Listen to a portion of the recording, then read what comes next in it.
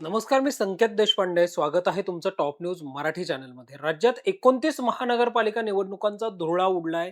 अर्ज भरण्यासाठी जी काही मुदत होती, त्यामधले सुद्धा 5 दिवस गेलेले आहेत. आणि आजपासून खरं तर राजकीय हालचालींना मोठ्या प्रमाणावर वेग आल्याचं सुद्धा पाहायला मिळतंय. गल्ली टू दिल्ली अनेक चर्चा ज्या आहेत त्या होताना पाहायला मिळत आहेत. मुंबई, पुणे, नाशिक, नागपूर, अमरावती या प्रमुख शहरांमध्ये महायुती म्हणून किंवा महाविकास आघाडी म्हणून सुद्धा प्रमुख नेते हे बैठकांवर बैठका घेताना पाहायला मिळत आहेत. मुख्यमंत्री देवेंद्र फडणवीसांचं शासकीय निवासस्थान असणाऱ्या वर्षा निवासस्थानी तर मॅरेथॉन बैठकांचं सत्र सुरू असल्याचं पाहायला मिळतंय. याच अनुषंगानं आज दिवसभरात या सगळ्या प्रमुख शहरांमध्ये नेमकं काय घडलं आणि खास करून मुंबई आणि पुण्यामध्ये नेमकं काय घडलं? कारण या 2 शहरांमध्ये मोठ्या ॲक्टिव्हिटीज सध्या सुरू असल्याचं पाहायला मिळतंय महानगरपालिका निवडणुकांच्या अनुषंगानं. याच विषयावर आपण चर्चा करणार आहोत आणि या चर्चेत माझ्यासोबत सहभागी आहे माझे सहकारी समृद्धी जाधव. समृद्धी, मुंबईमध्ये तर मोठ्या हालचालींना वेग आलेलाच होता. जयंत पाटलांनी आज उद्धव ठाकरेंची घेतलेली भेट असेल किंवा वर्षा निवासस्थानी कालपासून रोज 6 ते 7 तास सलग मॅरेथॉन बैठका सुरू असल्याचं पाहायला मिळतंय. या बैठकांमधून अजित पवार मात्र पुण्यामध्ये ठाण मांडून बसल्याचं पाहायला मिळतंय आणि ते स्वतः इच्छुकांच्या मुलाखती घेतायत, पदाधिकारी कार्यकर्त्यांशी संवाद साधतायत. महाविकास आघाडी म्हणून सुद्धा अनेक गणित महाविकास आघाडीतले नेते सुद्धा बांधताना पाहायला मिळतायत. तर पहिल्यांदा हे सांगशील, की आज दिवसभरात या 2 शहरांमध्ये नेमकं काय-काय घडलंय? संकेत सगळ्यात पहिल्यांदा आजच्या दिवसाची जी सुरुवात आहे, ती पुण्यातल्या राष्ट्रवादीने केली एक पक्षप्रवेश करत. पहिला पक्षप्रवेश या सगळ्यात झाला ठाकरे गटाचे माजी नगरसेवक असलेल्या अशोक हरणावळ यांचा. हरणावळ यांची अनेक वर्षांपासूनचे गेले 2-3 टर्म सलग निवडून येणारे ते नगरसेवक आहेत. मोठी ताकद त्यांची त्या भागामध्ये आहे आणि ठाकरे गटाचे फार कमी जे काही शिल्लक आता राहिलेले नगरसेवक होते, त्यापैकी एक नाव होतं. अर्थात ते सुद्धा आज सकाळ-सकाळच अगदी म्हणजे खूप लवकर बातमी आलेली होती, की त्यांनी अगदी पहाटेच्या वेळेसच म्हणजे अजितदादांचा दौरा जर आपण पुण्यातल्या रोजचं त्यांच्या दौरे जर आपण बघितले, तर जवळपास 6:30-7 वाजता अजितदादांचा दौरा सुरू होतो आणि अगदी त्याच दरम्यान त्यांनी सुद्धा पक्षप्रवेश केला. एकीकडे हरणावळ यांचा पक्षप्रवेश झाल्याच्या नंतर राष्ट्रवादी काँग्रेसकडे अर्थातच आपण बघत होतो, की इच्छुकांच्या मुलाखती किंवा इतर भेटीगाठी वगैरे असं बरंच काही-काही सुरू होतं. ते सुरू असताना दुसरीकडे ठाकरे गट मात्र पुण्यातील कुठेतरी अस्वस्थ झालेला होता. कारण आणखी एक नगरसेवक गेलेले होते. त्याचबरोबर सायमल्टेनियसली मुंबईमध्ये काय सुरू होतं, तर मुंबईमध्ये ती गोष्ट सुरू होती, ज्याची गेल्या 2-3 दिवसांपासून प्रत्येकजण वाट बघत होता किंवा सगळ्यांना हे घडणार आहे असं कुठेतरी वाटत होतं. अर्थातच घडणार काय होतं तर पुण्याचे माजी शहराध्यक्ष राष्ट्रवादी काँग्रेस शरदचंद्र पवार पक्षाचे असलेले प्रशांत जगताप हे आज काँग्रेसमध्ये प्रवेश करणार होते. जेव्हापासून त्यांच्या नाराजी नाट्य आणि राजीनामा नाट्य जेव्हापासून सुरू झालेलं होतं, तेव्हापासूनच खरं तर ते काँग्रेसमध्ये जातील किंवा ते काँग्रेसच्या संपर्कात आहेत वगैरे असं बोललं जात होतं. या सगळ्याच्या नंतर 2 दिवसांपूर्वी त्यांचा राजीनामा झाला आणि त्याच्यानंतर कालच्या सगळ्या मोठ्या त्यांनी अनेकांच्या भेटीगाठी वगैरे घेतल्या, अनेकांशी फोन कॉल्स झाले आणि त्यानंतर आज त्यांनी अर्थातच काँग्रेसमध्ये प्रवेश केला. तो पक्षप्रवेश आजच्या दिवसभरातील सगळ्यात महत्त्वाची घडामोड ठरला, कारण त्याकडे संपूर्ण महाराष्ट्राचं लक्ष लागलेलं होतं आणि पुणे महानगरपालिका निवडणुकांच्या दृष्टिकोनातून सगळ्यात महत्त्वाची बाब आजच्या दिवसातली महत्त्वाची घटना तीच होती. इकडे जेव्हा प्रशांत जगतापांचा पक्षप्रवेश पूर्ण झाला, त्यानंतर मात्र पुणे शहरामधल्या हालचालींना आणखी जास्त वेग आलेला पाहायला मिळाला. कारण जेव्हा एकीकडे अशोक हरणावळ यांचा पक्षप्रवेश राष्ट्रवादीमध्ये सुरू होता ठाकरे गटातून, दुसरीकडे भाजपबरोबर गेलेल्या शिंदे सेनेचे अनेक जण नाराज होते.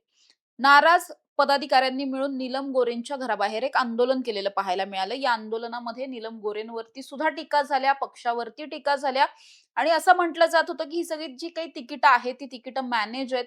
मुळात काल रात्री आपल्याला माहिती आहे संकेत नीलम गोरेंनी एक पत्रकार परिषद घेतली, ज्यामध्ये त्यांनी असं सांगितलं होतं, की आम्ही सगळ्यात पहिल्यांदा आम्ही निवडून येऊ अशा पद्धतीच्या 35 जागांचा प्रस्ताव भाजपपुढे ठेवला होता. मात्र भाजपने त्या जागा कमी करत सुरुवातीला 35 वरून अगदी 27-28 पर्यंत आणि त्यानंतर चक्क 15 पर्यंत या जागा आणलेल्या होत्या. त्यामुळे मुळातच युतीची बोलणी जी आहे ती थोडीशी फिसकटलेली पाहायला मिळत होती. त्यामुळे ऑलरेडीच नाराज असलेले बरेचसे शिवसैनिक जे आहेत ते आज नीलम गोरेंच्या घराबाहेर सकाळ-सकाळ दाखल झाले आणि त्यांनी तिथे मोठं आंदोलन सुद्धा केलं. या सगळ्याच्या नंतर आणखी एक महत्त्वाची गोष्ट अशी घडली, की रवींद्र धंगेकर याच सगळ्या नाराजी नाट्याच्या नंतर एकनाथ शिंदेंना भेटण्यासाठी मुंबईमध्ये गेले होते. तिकडे त्यांची भेट सुरू असताना पुण्यामध्ये सुद्धा आणखी महत्त्वाच्या घडामोडी घडत होत्या. ते म्हणजे जसं तू म्हटलास, की गेल्या 4-5 दिवसांपासून अजित पवार स्वतः पुणे शहरामध्ये ठाण मांडून बसलेले आहेत बारामती हॉस्टेलला. पुणे, पिंपरी चिंचवडच्या अनेक नेत्यांच्या बैठकी असतील, मुलाखती असतील, उमेदवार निश्चित करणं असेल, जागा वाटपाच्या चर्चा असेल, असं बरंच काही-काही सुरू असलेलं पाहायला मिळालं. दुपारच्या सत्रात असं घडलेलं होतं, की दुपारच्या सत्रामध्ये राष्ट्रवादी शरदचंद्र पवार पक्षाचे अनेक महत्त्वाचे नेते, ज्येष्ठ नेते हे बारामती हॉस्टेलला अजितदादांना भेटण्यासाठी पोहोचले. यामध्ये अंकुश काकडे असतील किंवा आत्ताचे आमदार असलेले बापूसाहेब पठारे असतील, असे अनेक नेते त्या ठिकाणी पोहोचले होते. त्याचबरोबर तिथे रुपाली चाकणकर सुद्धा होते आणि अजितदादा होते. आणखी काही राष्ट्रवादीचे मोठे नेते होते. त्या सगळ्यांमध्ये बैठक झाली. ही बैठक करून ते जेव्हा बाहेर येत होते, त्याच्यानंतर आपल्याला माहिती की अनेक माध्यमांनी त्यांना घेरण्याचा प्रयत्न वगैरे केला. लहान-मोठ्या प्रतिक्रिया देत ते त्या ठिकाणाहून निघून गेले. जागा वाटपाबद्दल चर्चा झाल्याचं सांगितलं गेलं. जवळपास 68 जागांचा प्रस्ताव वगैरे मांडलाय अशा पद्धतीची चर्चा जी आहे, ती समोर आलेली होती. मात्र अधिकृतरित्या यावरती कुणीही भाष्य केलं नाही. एकीकडे हे सगळं सुरू असताना दुसरीकडे जी शिवसेना नाराज दिसतीये बऱ्याच दिवसांपासून आणि कालच्या नीलम गोऱ्हेंच्या प्रेस नंतर तर प्रचंड नाराजी वाढलेली पाहायला मिळालेली होती. असं म्हटलं जात होतं पदाधिकाऱ्यांकडून, की मुळातच जागाच इतक्या कमी मागितल्या गेल्या. म्हणजे तुम्ही जर 35 जागा मागत असताल, तर तुम्हाला निगोशिएट करण्यासाठी काय राहिलं मग शिल्लक? मुळातच तुम्ही इतक्या कमी जागा मागितल्या आणि त्यातही देताना केवळ 15 वगैरे जागा देण्याचं जर भाजप म्हणत असेल, तर मग युतीची गरजच काय? जर स्वबळावर गेलो तर कदाचित यापेक्षा जास्त जागा निवडून येऊ शकतात. मुळात युतीत जायचं आणि त्यातही केवळ 15 जागा आणि त्याही 15 जागा अशा, की ज्याच्यावरती फार जास्त इलेक्टिव्ह मेरिट आपण ज्याला म्हणतो, तशा पद्धतीचं नसलेल्या काही जागा देऊ केल्याचं सांगितलं जात होतं. या सगळ्याच्या नंतर जी शिंदे सेना आणि त्यांचे पदाधिकारी मोठ्या प्रमाणात पुणे शहरामध्ये नाराज होते. अशी देखील एक बातमी समोर आली, की राष्ट्रवादी काँग्रेस अजित पवार गटाची शिंदे सेनेबरोबर सुद्धा चाचपणी सुरू आहे. तिकडे काही होऊ शकतं का आपलं? हे पण पाहिलं जातंय. कारण आता जर आपण बघितलं, तर सगळ्यात मोठा पक्ष पुणे शहरामध्ये ठरतोय तो भाजप. भाजपच्या खालोखाल राष्ट्रवादी आहे अजित पवारांची, त्याच्या खालोखाल शिंदे गट आहे. आणि त्याच्यानंतर मग बाकीचे पक्ष पक्ष लागतायत. त्यामुळे मुळातच महत्त्वाच्या 2 पक्षांची युती होताना जर अडचणी येत असतील आणि भाजप आणि शिवसेनेचं जर इतकं जास्त बिनसत असेल सारखंच जागा वाटपावरून, तर मग हीच शिंदे सेना जी आहे किंवा शिवसेना जी आहे, ती राष्ट्रवादी बरोबर गेल्यास कदाचित जास्त न्याय मिळू शकतो कार्यकर्त्यांना, अशा पद्धतीची एक भावना तयार झाली होती आणि त्यामुळेच तशा पद्धतीचं सुद्धा युतीचं समीकरण बसतंय का? हे पाहण्यासाठी राष्ट्रवादी आणि शिवसेनेनी सुद्धा आज चाचपणी केल्याचं पाहायला मिळतंय. म्हणजे एकीकडे शरद पवारांबरोबर दोन्ही राष्ट्रवादी एकत्र येतील वगैरे या सगळ्याच्या चर्चा, बैठका सुरू होत्या. दुसरीकडे शिंदे गट म्हणजे शिवसेनेबरोबर सुद्धा तशाच पद्धतीच्या चर्चा सुरू होत्या. असं सगळं घडत असताना अगदी काही वेळापूर्वीपर्यंत आणखी एक बातमी समोर आली, की पुण्यामध्ये पुन्हा एकदा जी आपण राष्ट्रवादी काँग्रेस गेल्या 1-2 दिवसांपासून मवियापासून थोडंसं विभक्त होऊन जुन्या म्हणजे आपण म्हणू शकतो अजित पवारांच्या राष्ट्रवादीकडे एक कल दिसत होता. दोन्ही राष्ट्रवादी एकत्र येतील असं वाटत होतं. मात्र पुन्हा एकदा जे नेते दुपारी अजित पवारांना भेटलेले होते राष्ट्रवादी शरदचंद्र पवार पक्षाचे, त्यांच्यापैकीच काही जण आज महाविकास आघाडीच्या बैठकीला काही वेळापूर्वी जी बैठक झाली, त्या बैठकीला सुद्धा उपस्थित होते. म्हणजे कदाचित आता महाविकास आघाडी म्हणूनच राष्ट्रवादी शरदचंद्र पवार पक्ष कदाचित निवडणुका लढवू शकतो आणि मग उरलेले जे 2 पक्ष आहेत राष्ट्रवादी आणि शिवसेना यांची युती होऊ शकते आणि भाजप कदाचित स्वबळावर जाईल. अशा पद्धतीनं खूप काही आज घडलंय. आणखी एक पक्षप्रवेश काही वेळापूर्वी झाला. तो सुद्धा ठाकरे गटातूनच झाला. ठाकरे गटाचे माजी नगरसेवक असलेल्या सूरज लोखंडेंचा पक्षप्रवेश झाला अजितदादांच्या पक्षामध्ये. त्यामुळे असं सगळं घडत असताना आज दिवसभरात इतक्या गोष्टी घडल्यात आणि इतक्या रॅपिडली जसं तू म्हटलास, इतक्या बैठका झाल्या, इतके नेते एकमेकांना भेटलेत, एवढ्या पक्षांमध्ये चाचपणी सुरू आहे, की नेमकं कोण कुणाबरोबर जाणार आहे, काहीच ठरत नाहीये. केवळ बैठका होतायत, केवळ चर्चा होतायत. इथे मतदार कन्फ्यूज आहेत, माध्यमं कन्फ्यूज आहेत आणि स्वतः कार्यकर्ते आणि पदाधिकारी सुद्धा कन्फ्यूज आहेत, की आपल्या वरिष्ठांचं नेमकं चालू काय आहे? आणि हे सगळं झाल्याच्या नंतर आम्ही तयारी करायची की नाही? हा एक सगळ्यात मोठा प्रश्न सध्या सगळ्यांपुढे असलेला म्हणजे इच्छुकांपुढे असलेला पाहायला मिळतो. समृद्धी या सगळ्या पुण्यामध्ये घडामोडी घडत असताना, मुंबईमध्ये महत्त्वाच्या घडामोडी घडत असताना, आज दिवसभरामध्ये आणखी एक मोठी घडामोड अशी घडली, की महाराष्ट्र नवनिर्माण सेना आणि शिवसेना उद्धव बाळासाहेब ठाकरे पक्षाकडून दादरचा जो प्रभाग आहे, त्या प्रभागामध्ये यशवंत किल्लेदार यांची उमेदवारी ही जवळपास निश्चित झाल्याचं पाहायला मिळालं. कारण यशवंत किल्लेदार हे अनेक वर्ष महाराष्ट्र नवनिर्माण सेनेसोबत अ, काम करतायत. महाराष्ट्र नवनिर्माण सेनेचे पदाधिकारी म्हणून ते हं. काम करतायत. मुंबईचे उपाध्यक्ष म्हणूनही त्यांच्याकडे जबाबदारी आहे. तर अशा चेहऱ्याला उमेदवारी जी आहे ती जवळपास निश्चित झाल्याचं पाहायला मिळतंय. केवळ अनौपचारिक घोषणा जी आहे ती बाकी असल्याचं पाहायला मिळतंय. सोबतच जयंत पाटलांनी थेट मातोश्री आज गाठल्याचं पाहायला मिळालं आणि उद्धव ठाकरे यांची भेट जयंत पाटलांनी घेतली आणि त्यानंतर जयंत पाटील जे आहेत ते माध्यमांसमोर प्रतिक्रिया देताना समृद्धी असं म्हणाले, की मुंबई महानगरपालिकेची निवडणूक ही शिवसेना उद्धव बाळासाहेब ठाकरे पक्ष, राष्ट्रवादी काँग्रेस पार्टी, शरदचंद्र पवार पक्ष आणि काँग्रेस म्हणून जर आम्ही लढलो, तर आम्हाला चांगल्या पद्धतीची मेजॉरिटी जी आहे ती मिळू शकते. कारण तिथे काँग्रेसने स्वबळाचा नारा दिलाय. त्यामुळं काँग्रेसच्या मनधरणीसाठीचे प्रयत्न सुद्धा केले जातील, असं जयंत पाटील यांच्या एकंदरीत वक्तव्यावरनं पाहायला मिळालं. पुणे वगळता समृद्धी अनेक ठिकाणी राष्ट्रवादी काँग्रेस पार्टी, शरदचंद्र पवार पक्षच आघाडीसाठी खास करून महाविकास आघाडीसाठी हा फार म्हणजे सक्रिय पद्धतीने आपली भूमिका बजावताना पाहायला मिळतोय. पण महाराष्ट्रासाठी एक न्याय आणि पुण्यासाठी एक न्याय अशा 2 भूमिका शरदचंद्र पवार पक्षाच्या का असाव्यात काय वाटतं? संकेत 2 भूमिका घेण्यामागचं सगळ्यात महत्त्वाचं कारण असं वाटतं, की पुणे आणि पिंपरी चिंचवड हे दोन्ही पवारांसाठी फार जिव्हाळ्याचे विषय राहिलेले आहेत. कारण मुळात दोघेही पुणेकर आहेत, बारामतीचे आहेत. पुणे जिल्ह्यावरती प्रचंड प्रेम आहे आणि या दोन्ही शहरांनी शरद पवारांच्या राष्ट्रवादीला असेल किंवा अजित पवारांच्या राष्ट्रवादीला, या दोन्ही नेत्यांना वैयक्तिकरित्या सुद्धा, राजकीय दृष्टिकोनातून सुद्धा खूप काही दिलेलं आहे या दोन्ही शहरांनी. आणि त्याचबरोबर या दोन्ही नेत्यांनी सुद्धा शहरासाठी बरंच काम केलेलं आहे. त्यामुळे त्यांच्याकडे एक वलय आहे या शहरामध्ये, या दोन्ही नेत्यांच्या नावासमोर असलेलं. म्हणजे जरी आता भाजप हा मोठा पक्ष असल्या या ठिकाणी मोठा भाऊ म्हणून काम बघत असला महायुतीमध्ये, तरी सुद्धा पुणे शहरामध्ये पवार या नावाभोवतीचं जे वलय आहे, ते अजूनही कमी झालेलं नाही. आणि त्यामुळेच भाजपची जी काही सत्ता आली होती 2017 मध्ये किंवा आपण 2017च्या पिंपरी चिंचवडच्या सुद्धा म्हणजे अगदी इतक्या वर्षांपासून जी राष्ट्रवादी काँग्रेसकडे असलेली महानगरपालिका होती, ती सुद्धा भाजपच्या ताब्यात गेलेली होती.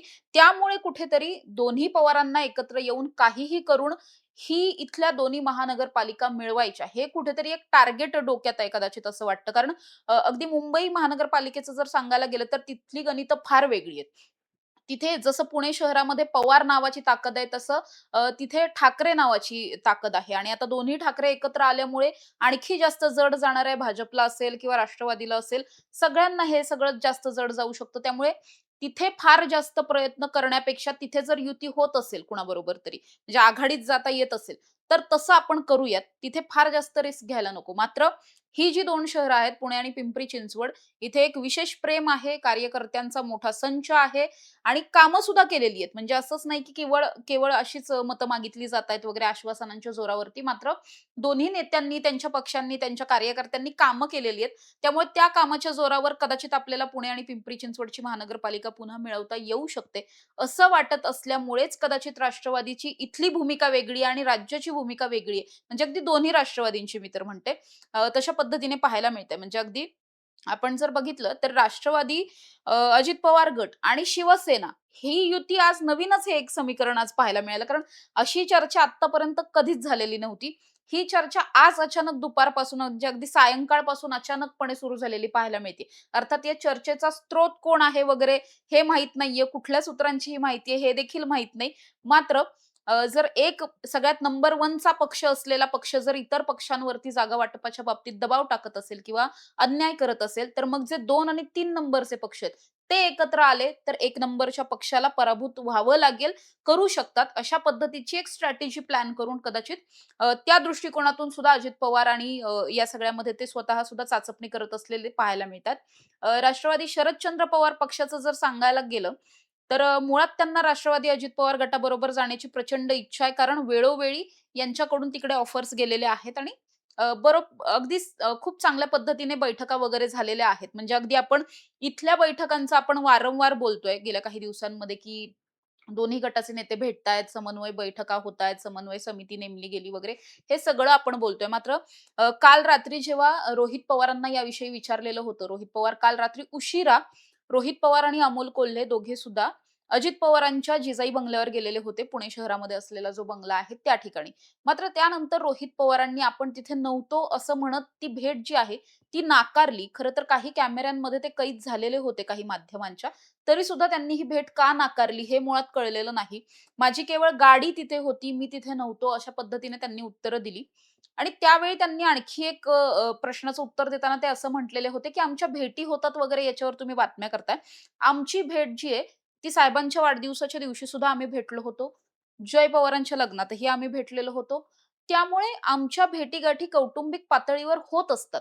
आपण वारंवार जेव्हा चर्चा करतो माध्यम म्हणून या सगळ्याची, तेव्हा आपण केवळ राजकीय भेटींची चर्चा करतो. पण जेव्हा हे घरात एकमेकांशी भेटतात, तेव्हा सुद्धा राजकारणाची काही ना काही चर्चा तर होतच असेल. काका-पुतण्याला एकत्र यायचंय याविषयी काहीतरी डिस्कशन होत असेल. भावनिक काही गोष्टी बोलल्या जात असतील, तशा पद्धतीची कृती दिसत असेल. त्यामुळे गेल्या अनेक दिवसांपासून या दोन्ही राष्ट्रवादींना कदाचित एकत्र यायचंच होतं आणि हेच कदाचित भाजपला पहिल्यापासून ठाऊक होतं. म्हणून भाजपने राष्ट्रवादी बरोबर इथे कसल्याच पद्धतीची चाचपणीच केली नाही. म्हणजे अगदी चर्चाच केली नाही. त्यांनी सरळ-सरळ शिंदेबरोबर आम्ही जातो असं म्हणत राष्ट्रवादीला एकटं सोडलेलं होतं. कारण कदाचित त्यांनाही माहीत होतं, की अशा पद्धतीचं इथं समीकरण तयार होऊ शकतं. त्यामुळे दोन्ही नेत्यांसाठी, दोन्ही पवारांसाठी, दोन्ही राष्ट्रवादींसाठी पुणे शहर, पिंपरी चिंचवड शहर खूप महत्त्वाचं असल्यामुळेच इथल्या समीकरणांवरती प्रचंड जोर दिला जातोय. काहीही करून जास्तीत जास्त जागा मिळवून एका परफेक्ट मित्राबरोबर कसं आपल्याला बसता येईल, जेणेकरून सत्तेत इथल्या पुन्हा एकदा बसता येईल, अशा दृष्टिकोनातून सध्या चाचपणी सगळीच सुरू असलेली दिसते.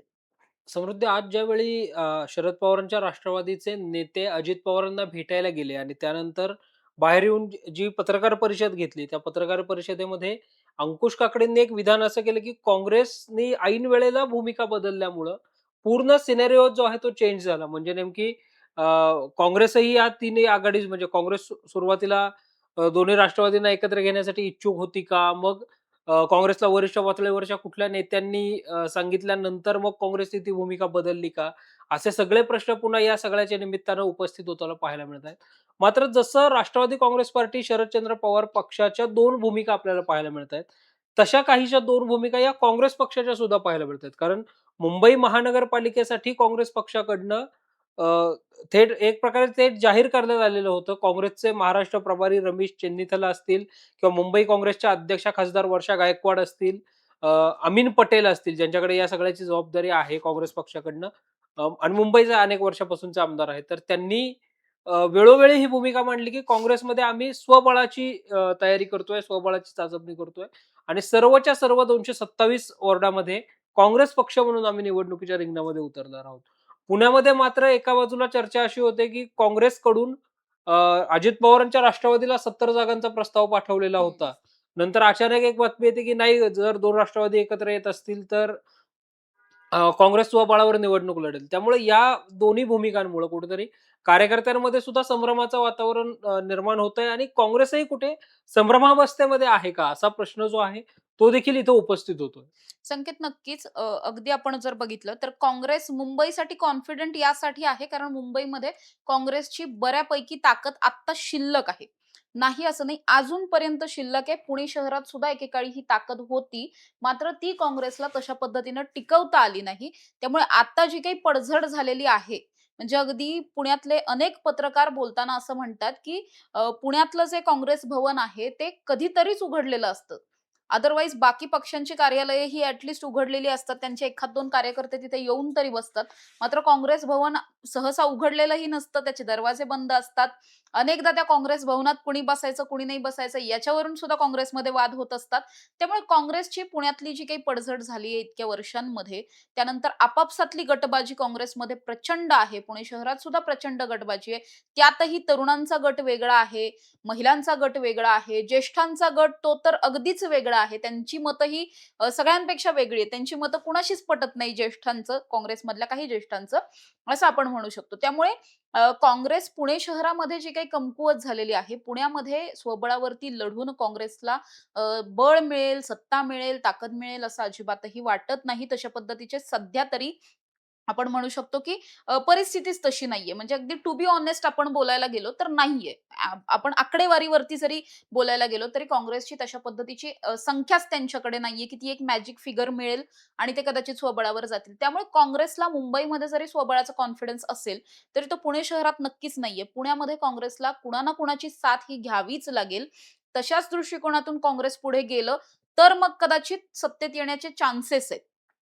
पण एकटं काँग्रेस लढू शकत नाही. म्हणजे अगदी आपण आजही बघितलं, आपण फार लांबचं नको बोलायला. आजही आपण बघितलं, ज्या प्रशांत जगतापांना राष्ट्रवादी सोडावी लागली आणि त्याच्यानंतर जेव्हा त्यांनी राष्ट्रवादी सोडली, त्यानंतर आपण बघितलं, की अनेक पक्ष त्यांना अप्रोच होत होते. म्हणजे अगदी काँग्रेस अप्रोच झालं सगळ्यात पहिल्यांदा. त्यानंतर आपण आम आदमी पक्ष त्यांना अप्रोच झाला. त्याच्यानंतर उद्धव ठाकरेंनी त्यांना फोन केला. काहींचं असंही म्हणणं होतं, की तुम्ही शिंदेबरोबर जा. असं सगळं होत असताना जेव्हा प्रशांत जगतापांसारखा नेता आपल्या पक्षात यावा, यासाठी अनेक पक्ष प्रयत्न करत असताना, पक्षश्रेष्ठी वरिष्ठ पातळीवरून हे सगळे प्रयत्न होत असताना, काँग्रेसमध्ये जेव्हा प्रशांत जगताप गेले, त्यानंतर सुद्धा काँग्रेसचे स्थानिक कार्यकर्ते नाराज झाले. स्थानिक पदाधिकारी नाराज झाले. म्हणजे आपल्याकडे मोठा नेता येतोय, याचं कौतुक त्यांना नव्हतं, मात्र आम्हाला न विचारता मोठ्या नेत्याला का घेतलं? अशा पद्धतीचा एक त्यांनी अ, हट्ट आग्रह आपण म्हणू शकतो. तशा पद्धतीने कुठेतरी केलेलं पाहायला मिळालं.